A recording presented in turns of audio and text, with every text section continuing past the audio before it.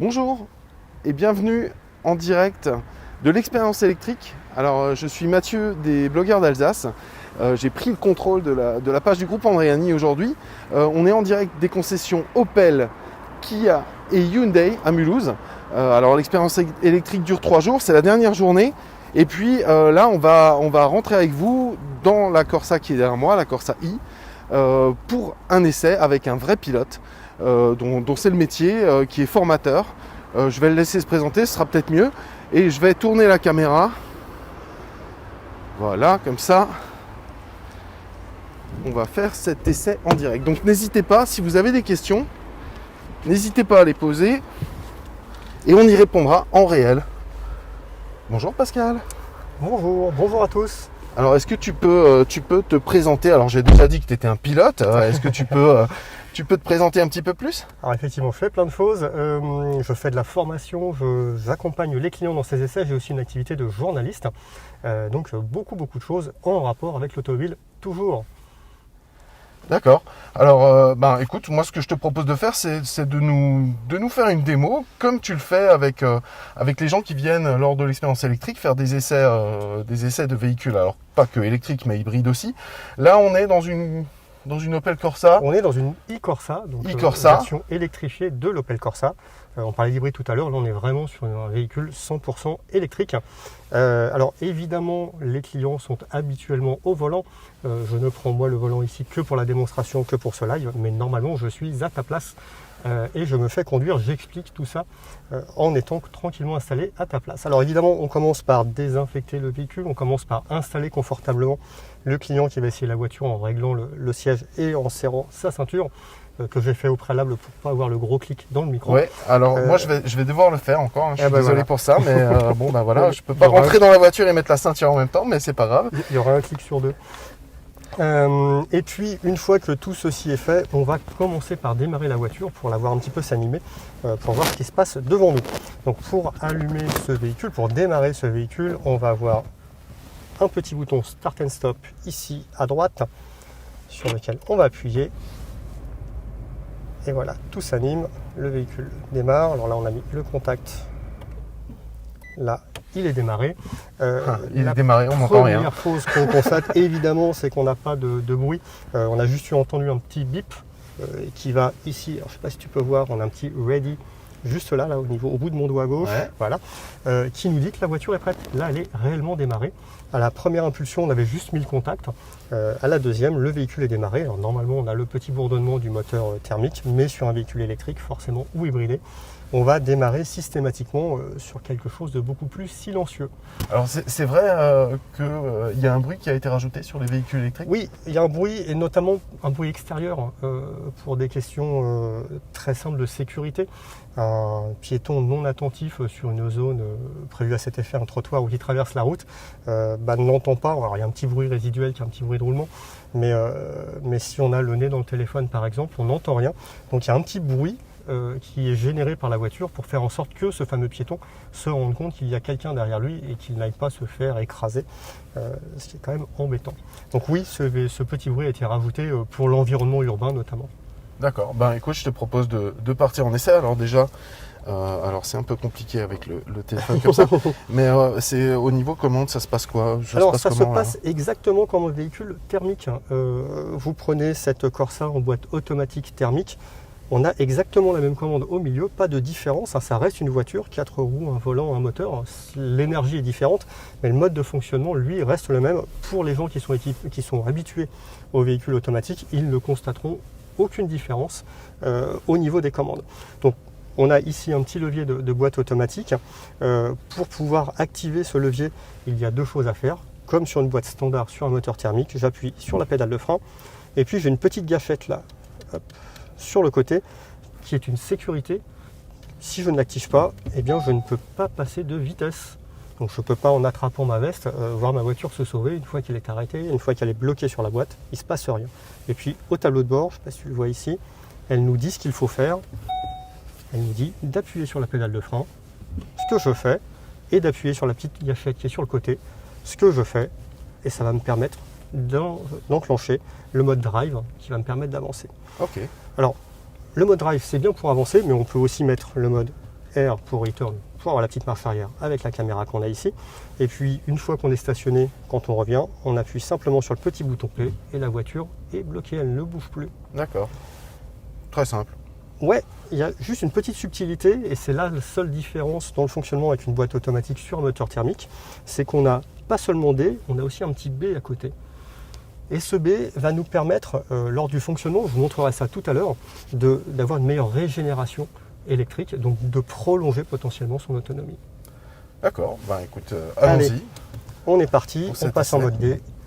Hop, on a juste appuyé sur l'accélérateur, le frein automatique s'envers. Ah ouais, c'est vraiment Et agréable. puis on n'a plus qu'à rouler. C'est vraiment agréable le fait qu'il n'y ait pas de bruit. Alors c'est un vrai côté zen, hein, pour le coup. Il n'y a absolument aucun bruit dans l'environnement. Hop. Allez, on va aller faire demi-tour. Donc là, on va faire le tour qui a été proposé aux personnes qui sont inscrites. Exactement, toutes les personnes qu'on a vues ce matin sur cette Ricorsa ou d'autres véhicules, on a une petite boucle standardisée qui nous permet de voir un tout petit peu les différentes facettes du véhicule en fonction des différents types de configuration de la route. On en parlait tout à l'heure, je réponds souvent aux questions par ça dépend. C'est parce que ça dépend beaucoup. Ça dépend du type de route, ça dépend du type de circulation. Donc on a une petite boucle, on part ici dans un environnement urbain. On va avoir de la petite route, on va faire un petit peu d'autoroute. Donc on va vraiment montrer un panel global de l'utilisation de ce véhicule. J'en profite pour rappeler qu'on est donc en direct des concessions Hyundai, Kia et Opel à Mulhouse, que vous pouvez voir en direct. Voilà. Et puis là c'est la manœuvre pour sortir de la concession, c'est pas la partie la plus agréable. C'est sûr que c'est pas là où on fait vraiment l'essai, quoi. Alors c'est un environnement contraint, donc c'est intéressant de voir comment la voiture se comporte dans cet environnement contraint, mais c'est pas le plus sexy effectivement en termes de conduite. Qu'on soit électrique ou thermique, ça va devenir bien plus intéressant au fur et à mesure. Donc on prend un petit peu de vitesse, on est maintenant à 34 km/h. Alors on a un tout petit peu le bruit de roulement qui va monter, forcément, qui d'habitude est couvert par le bruit du moteur thermique et qui là ressort un petit peu plus, même si lorsqu'on est dans un véhicule électrique, l'insonorisation globale est grandement retravaillée pour justement faire en sorte que ces bruits-là ne deviennent pas embêtants et ne prennent pas la place du bruit du moteur. Mais on aura forcément un petit peu de bruit aérodynamique, un petit peu de bruit de roulement qui va ressortir. Mais on se parle là à un niveau auquel on ne s'entendrait pas sur un véhicule équipé d'un moteur thermique. On serait obligé de forcer un petit peu la voix. On parle beaucoup de confort. C'est aussi vrai sur le côté auditif. Ouais, non, mais c'est le premier truc qui vient à l'esprit.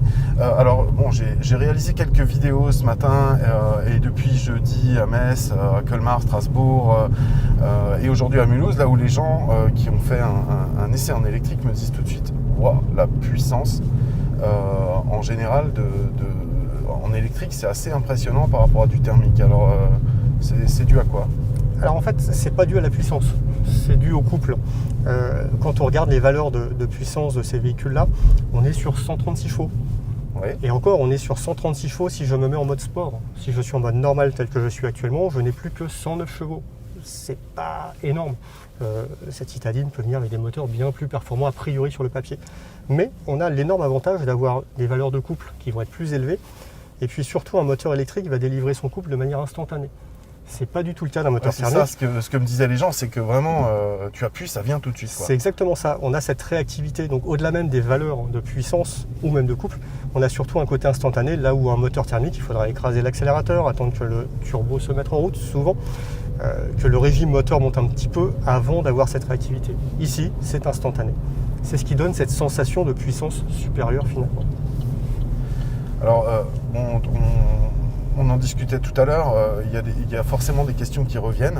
C'est quoi les questions que les gens te posent le plus? La question principale, c'est est-ce que je vais réussir à aller à l'endroit où je veux aller? Est-ce que je vais avoir l'autonomie? Est-ce que je vais pouvoir recharger? C'est un stress important. C'est vrai que sur un véhicule thermique, on ne se pose pas la question. Il y a des stations essence un petit peu partout. Et puis faire le plein, ça prend 2 minutes. Allez, 3. Sur un moteur électrique, sur une configuration électrique, on a quelque chose où l'autonomie est à la fois un petit peu inférieure et où le temps pour refaire le plein, pour recharger, va être supérieur. Donc on a une façon d'appréhender le voyage, le trajet de manière un petit peu différente. Maintenant, une fois de plus, 80% des parcours sont à moins de 50 km, donc tout à fait envisageable sans même se poser la question de l'autonomie. cette question doit arriver sur les 2 fois où on part en vacances lent, où on va voir Tati Yvette du côté de Bordeaux. Là, c'est un petit peu différent. On va envisager le trajet de manière un petit peu différente sur l'autonomie. C'est la question qui revient le plus possible. C'est-à-dire anticiper le trajet, repérer, des bornes, il y en a quand même, il y en a combien souvent, ça prend combien de temps de recharger un véhicule comme ça? 2 choses, effectivement, le nombre de bornes. C'est-à-dire, est-ce que je ne vais pas attendre déjà 1 heure que celui d'avant il se recharge ou une demi-heure que celui d'avant se recharge? Donc aujourd'hui, il y a 25 000 bornes en France. Dans 2 ans, il y en aura 4 fois plus. Ouais. Donc, a priori, c'est tout le monde devrait pouvoir trouver une borne pour se recharger dans de bonnes conditions. Et puis, on va se séparer de 2 situations. Soit on est dans l'environnement quotidien, on va avoir des bornes de faible puissance qui vont prendre plusieurs heures à recharger la batterie. Donc ça, c'est typiquement chez nous à la maison? C'est à la maison, c'est sur la place de la mairie, c'est en concession, c'est quelque chose de familier. Et puis, l'autre cas de figure, c'est l'autoroute, où là, on va trouver des bornes de forte puissance, 50 ou 100 kW, qui vont nous permettre de recharger beaucoup plus rapidement. On considère approximativement qu'on va récupérer 80% de l'autonomie en 30-35 minutes, le temps de faire une petite pause déjeuner. Ah ouais, c'est pas mal. Voilà, c'est juste que là où on se disait je vais faire 6 heures d'un coup, et bien là on va faire 2 fois 3 heures. Et puis avec on va prendre le temps. Pause, Exactement, on va prendre un tout petit peu le temps de vivre, on va prendre le temps de prendre un café, de prendre un petit repas plutôt que de manger un sandwich triangle. On va s'intéresser un peu plus à la chose. Et c'est une façon un tout petit peu différente d'appréhender des trajets de longue distance en tout cas.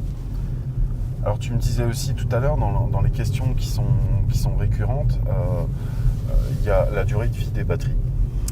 Oui, alors 2 choses, il y a la fiabilité de la batterie. Souvent on nous dit oui, mais est-ce que dans 5 ans...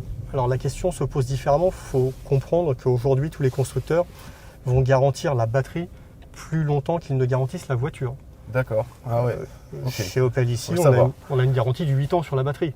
Donc on peut considérer déjà que la durée de vie de la batterie, c'est au moins 8 ans. Et puis c'est pas parce qu'elle est garantie que 8 ans qu'à 8 ans et 1 mois, elle va tomber en panne, bien au contraire. En fait, la panne sur la batterie, c'est pas vraiment une problématique. La question, c'est est-ce qu'elle va être capable de garder sa charge? Oui. Donc sa capacité, son autonomie. Un peu comme les téléphones, quoi, du coup. Exactement, on est sur le même principe. Il y a beaucoup de parallèles avec le téléphone. C'est un petit peu le soir, je rentre, je branche mon téléphone, je vais peut-être brancher ma voiture également. Et là, dans ces conditions-là, on peut considérer qu'à 10-15 ans, on n'a pas de souci particulier sur les batteries de la voiture. Et puis quand bien même on arrêterait d'utiliser la voiture ou la batterie aurait perdu trop d'autonomie pour qu'on puisse la conserver dans la voiture, c'est pas pour ça que la batterie, sa vie s'arrête. Elle va continuer dans un autre environnement où on aura moins besoin d'avoir de la puissance concentrée. Je prends un exemple tout bête, aux Pays-Bas, il y a des stades aujourd'hui qui ne sont pas reliés, donc des stades de foot, 50 000 personnes, qui ne sont pas reliés au réseau électrique. Ils n'ont que des éoliennes, des panneaux solaires, et ils stockent dans d'anciennes batteries de voitures. Parce que là, on n'a plus de contraintes de poids, de place, on peut en empiler des dizaines ou des centaines de milliers. Et du coup, ça nous permet de prolonger la durée de vie de cette batterie. Donc la durée de vie de la batterie, c'est pas forcément celle de la voiture. Elle peut aller bien au-delà. Elle peut être de 20, 30 ans, pourquoi pas. Donc ça, c'est vraiment le tour qui est fait avec... ça, c'est le tour, ouais. On arrive dans les parties un petit peu plus sympas. On passe à côté du lac tout à l'heure, tu verras ça. Mais voilà, on a fait un peu de ville au début. On va s'éloigner un tout petit peu des centres urbains maintenant. Et puis, on finira par faire un peu d'autoroute. Ouais, c'est bien. L'année dernière, déjà, ils avaient proposé, dans le cadre de l'expérience électrique, vraiment un parcours qui était... à la fois en départemental, en national et en autoroute pour que les gens puissent se faire une petite idée. Et alors, les premiers retours comme ça que tu as eu depuis jeudi, qu'est-ce qu'en ont pensé les gens? C'est hyper positif, c'est-à-dire que tu le disais en entrée, on a un véhicule qui est silencieux, on a un véhicule qui est réactif, très agréable à conduire, mais qui en même temps reste une vraie voiture. C'est-à-dire que ce n'est pas quelque chose qu'on propose avec des grosses contraintes, ça reste une Corsa telle qu'on peut l'avoir en thermique dans son habitabilité, dans ses fonctions. À la limite, si je vais un tout petit peu plus loin, tiens, si tu veux bien regarder au niveau de l'écran, là c'est l'écran standard, le même que n'importe quelle Corsa. La seule différence, c'est le petit bouton que j'ai ici, qui va m'amener une petite cinématique supplémentaire qui va me montrer le niveau de la batterie, qui va me montrer si je vais chercher de l'électricité, si j'en régénère. Mais à l'usage, c'est super bluffant. Et pour être tout à fait transparent, on fait parfois essayer un véhicule électrique, puis le client essaye la même en thermique.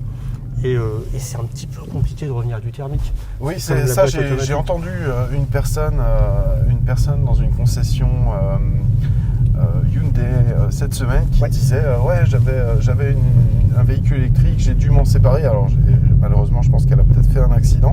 Elle est passée à du thermique et là, elle est revenue faire un essai parce que ça lui manque l'électrique.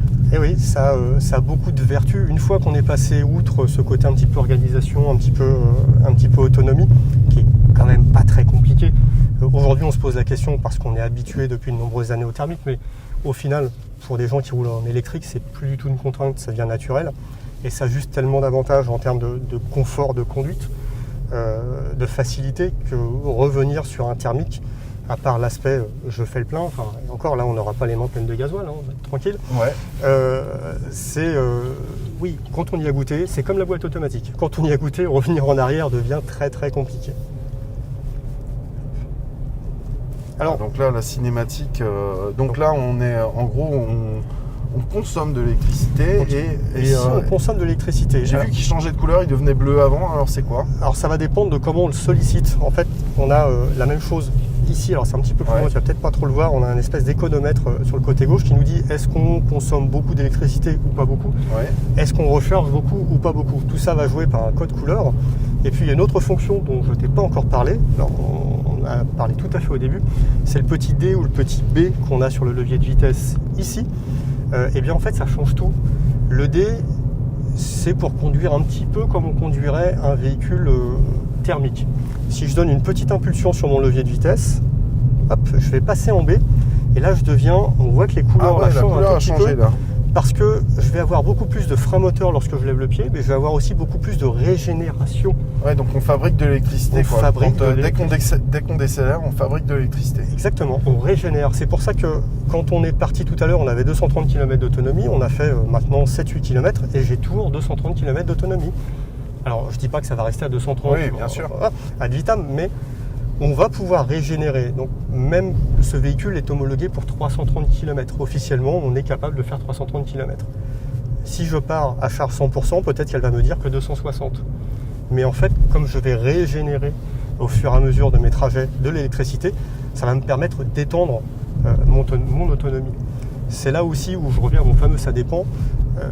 En fonction de si on va rouler plutôt en ville, plutôt sur l'autoroute, on va avoir des différences d'autonomie qui peuvent être assez conséquentes parce que l'électricité va être plus efficace lorsqu'on a des ruptures de rythme. Lorsque je lève le pied, je vais pouvoir régénérer de l'électricité, donc augmenter mon autonomie, ce qui sera moins vrai sur l'autoroute à vitesse stabilisée par exemple. Ouais, d'accord. Ça, je crois d'ailleurs que ça a vraiment impressionné des gens. C'est-à-dire que quand ils le mettent, alors là c'est position 3 dans ce véhicule-là, mais quand tu le mets au maximum, en fait les gens ont presque plus besoin d'utiliser le frein. Alors faut pas prendre ça comme argent comptant dans le sens là où le frein ça sert toujours forcément dans une voiture, mais pour décélérer etc. c'est beaucoup plus puissant quoi. C'est un vrai frein moteur quoi. Exactement. C'est aussi je disais que c'était une façon différente d'envisager le voyage. C'est aussi une façon un petit peu différente d'envisager la conduite. On en parlait au début, c'est beaucoup plus zen par l'aspect silence, vie à bord, mais ça l'est aussi dans la conduite. Si on a beaucoup plus d'anticipation, si on regarde un petit peu plus loin, ça va en plus dans le sens de la sécurité, ce qui ne gâche rien. On va pouvoir, effectivement, là je ne me sers pas du frein, je vais arriver à mon stop, je vais même être presque arrêté, un peu trop tôt. Je vais juste prendre le frein sur les derniers mètres, puisqu'on a, comme sur une boîte automatique, ce qu'on appelle du rampage. Si je lève le pied du frein, la voiture va avoir tendance à avancer. Mais je peux arriver jusqu'à 4-5 km/h sans avoir du tout touché à la pédale de frein. Donc, et en même temps, on aura rechargé la batterie. Donc, non seulement on aura rechargé la batterie, mais en plus, j'aurais pas usé mes plaquettes de frein. Ouais, j'allais dire, ça c'est aussi par rapport à l'usure du véhicule,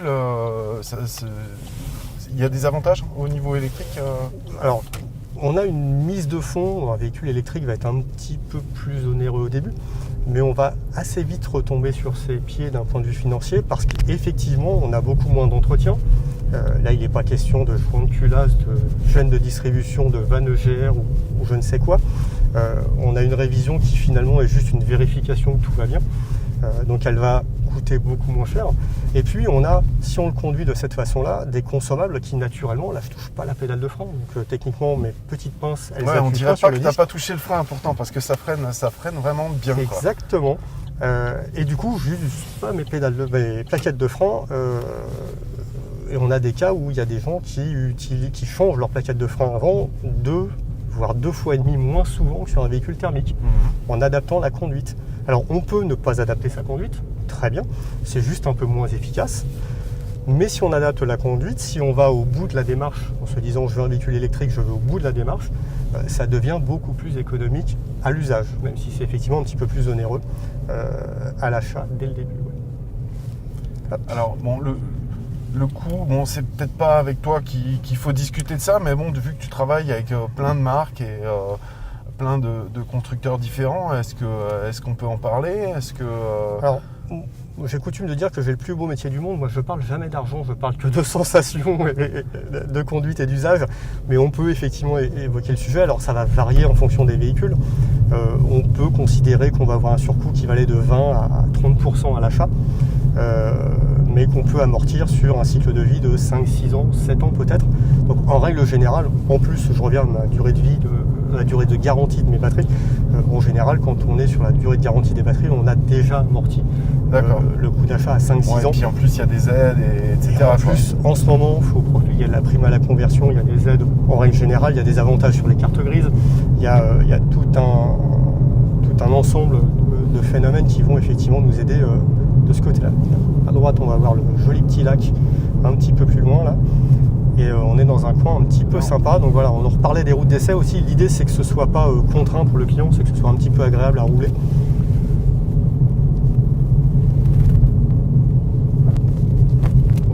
On ne fait pas guide touristique, mais bon, c'est quand même plus agréable quand on roule dans un environnement sympa comme on a la chance d'avoir ici.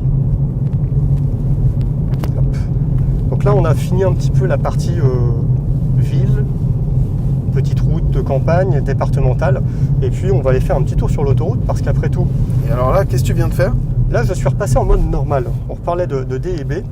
Alors, on disait que le B était plus efficace, mais plus efficace quand on va avoir des ruptures de rythme. Ouais. Là, on va arriver sur l'autoroute, et sur l'autoroute, on va plutôt avoir tendance à rouler de manière stabilisée. Et de ce côté-là, à partir du moment où je lève pas le pied... ça sert à rien de recharger, quoi. C'est pas que ça sert à rien, c'est juste que ça va pas être efficace, ça n'a pas d'intérêt. Donc autant se remettre sur l'autoroute en mode B et puis profiter des performances. Je parlais tout à l'heure du mode sport, on est depuis tout à l'heure en mode normal, on peut basculer en mode sport, ça va s'afficher ici, et là tout de suite, hop, on a... Ah ouais, tu vois, quand même. On parlait du petit côté dynamique de la chose. Ludique. J'ai quelqu'un qui m'a dit ce matin, c'est un jouet, ça devient un jouet. Ça devient un jouet, ouais. Faut quand même faire attention. Non, mais le côté ludique et le côté jeu est important parce qu'il y a des gens, je vais retourner le problème, il y a des gens qui le prennent sur le côté, je vais essayer de faire, le challenge, ça va être de faire de plus de kilomètres possible. Oui, ça j'ai déjà entendu que sur des forums, il y en a qui se lancent ce genre de défi. Il y a des vrais concours, les gars, alors moi j'ai réussi à faire 343 km avec la voiture qui est censée en faire que 300, et attends, moi j'ai fait 444, enfin, ça devient un vrai challenge, il y a un vrai côté ludique, il y a un vrai côté gamer dans tout ça, avec des gens qui se piquent au jeu assez rapidement. Donc on peut jouer entre ces modes, donc là on est en mode sport, et puis on peut passer, si on veut, on a un petit mode éco, hop, qui va être plutôt pour faire de l'embouteillage pour le coup, où je vais être un peu moins dynamique, un peu moins réactif à la pédale d'accélérateur.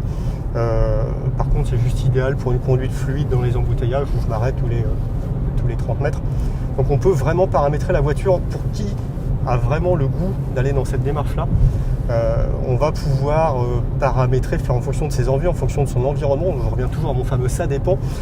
Ça dépend effectivement de ce que l'on a envie de faire et puis de l'environnement que l'on a autour de nous. Donc selon toi, pour une... Alors là, l'essai dure quoi on est une bonne vingtaine de minutes dans la voiture. Je parle de roulage. Donc, on a papoté un petit peu avant, on va papoter un petit peu après. On va être ensemble une bonne demi-heure pour répondre à toutes les questions qui peuvent se poser. Selon toi, au niveau prise en main d'un véhicule électrique, il faut combien de temps pour une personne qui n'a jamais roulé avec? Très honnêtement, à la fin de l'essai, j'ai plein de gens qui se disent se voir repartir avec sans aucun souci.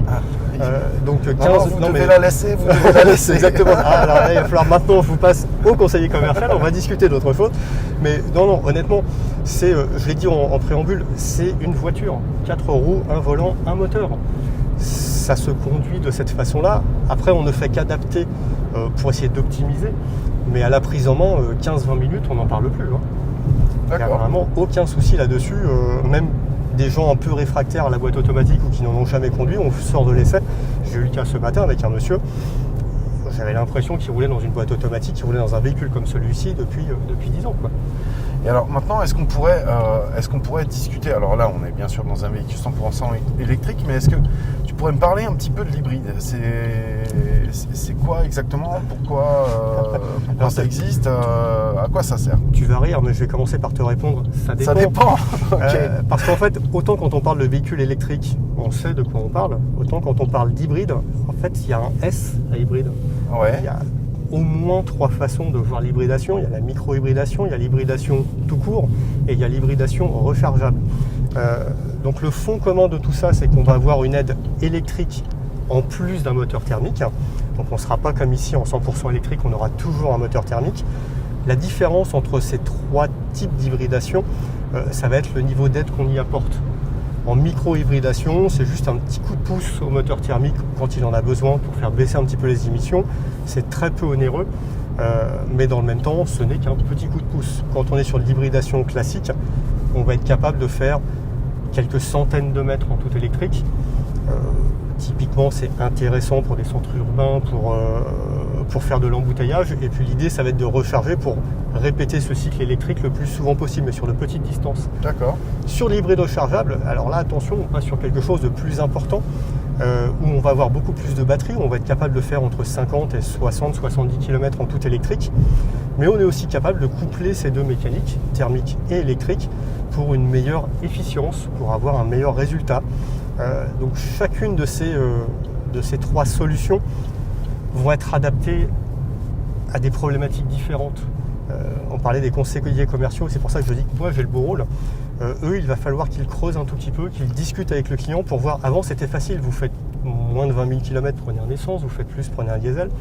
Aujourd'hui, c'est plus compliqué. C'est vraiment trouver le bon véhicule qui correspond aux habitudes d'utilisation des gens, quoi. C'est pas combien de kilomètres vous faites, c'est comment vous dépensez ces kilomètres. Si vous faites des allers-retours Mulhouse-Marseille 2 fois par semaine, ce ne sera pas la même solution que si vous restez dans un rayon de 50 km. Donc il va falloir aller creuser un petit peu plus. Là, le rôle du conseiller commercial devient vraiment fondamental. Il faut qu'il s'adapte actuellement, pour aller voir la vraie problématique, creuser un tout petit peu dans l'intimité du client. Alors pas pour le côté voyeur, mais vraiment pour pouvoir adapter la solution. Proposer une solution qui soit efficace, quoi. S'il ne le fait pas, il prend le risque de proposer une solution qui ne sera pas adaptée au client et d'avoir quelqu'un qui dit mais ça ne correspond pas à mon usage, c'est pas efficace pour ce que je fais. Donc il faut vraiment s'intéresser à ça. Et l'hybridation, au sens large du terme, ouvre des champs d'une largeur insoupçonnée jusqu'à présent, aussi bien par les clients que par les professionnels.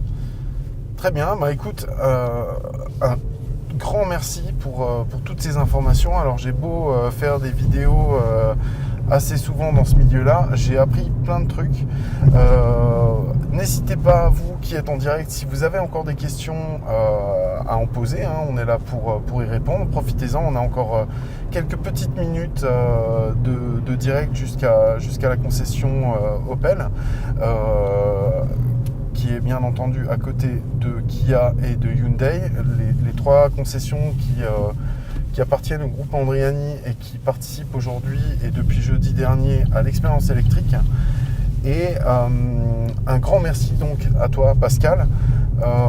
Voilà, donc si jamais vous avez des questions, que vous hésitez ou autre, n'hésitez pas à prendre rendez-vous dans une concession et à venir demander un essai. Il y a, même en dehors de l'expérience électrique, il y a possibilité bien entendu de faire des essais. Et puis pourquoi pas, je sais pas toi, t'aurais les gens qui savent pas trop justement par quoi commencer. Est-ce qu'ils doivent faire un essai, ils doivent tester l'hybride, ils doivent tester... faut venir en parler. faut juste venir en parler. On va effectivement pouvoir creuser un tout petit peu l'utilisation, comme je le disais tout à l'heure, voir si ça peut être cohérent par rapport à l'utilisation qu'en a le client. Et puis oui, lui proposer l'essai de la solution qu'on aura définie comme cohérente par rapport à son utilisation. Nous, on est là jusqu'à ce soir. On peut faire des essais encore après. Ce sera plus avec nous, ce sera plus avec moi. Mais dans tous les cas, il faut venir en parler. Faut pas rester. Ça reste un domaine qui est, ça dépend, très large, très large. Donc, il faut venir définir effectivement, voir si ça peut correspondre. Très bien. Merci beaucoup. Allez, au revoir. Au revoir, à bientôt.